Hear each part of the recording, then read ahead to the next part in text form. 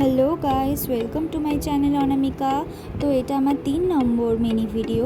আজকে আমি বানাতে চলেছি পাটিসাপটা। তো এর জন্য আমরা একটা নারকেল নিয়ে নিয়েছি, সেই নারকেলটা কুড়িয়েও নিয়েছি।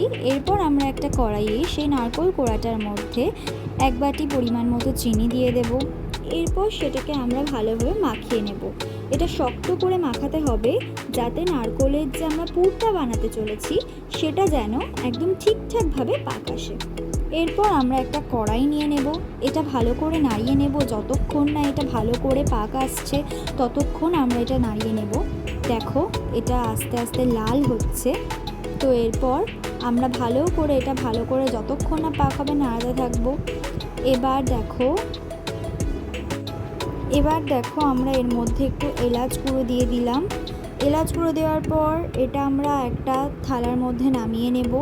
এরপর এটাকে আমরা আস্তে আস্তে হাতে শেপ দিতে থাকবো পাটিসাপটার জন্য। এরপর একটা বাটি নিয়ে নেব, তার মধ্যে আমি নিয়ে নিয়েছি 2 বাটি ময়দা, 1 বাটি সুজি, 1 বাটি পরিমাণ মতো চিনি এবং 2 বাটি জল। তো আমরা এটাকে ভালো করে এবার মাখিয়ে নেব। তো আমরা ভালো করে দেখো এটা মাখিয়ে নিচ্ছি। এরপর আমরা একটা তাওয়া নেব, তাওয়ার মধ্যে আমরা আস্তে আস্তে এই যে আমরা ব্যাটারটা তৈরি করেছি সেটা দিয়ে দেব। এরপর আমরা যে হাতে বানানো পুরটা তৈরি করে রেখেছিলাম সেটা করে দিয়ে দেব।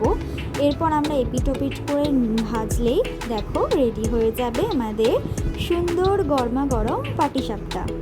দেখো গাইস, কত সুন্দর হয়েছে দেখতে। ঠিক এভাবে আমি অনেকগুলো পাটিসাপটা বানিয়ে নিয়েছি।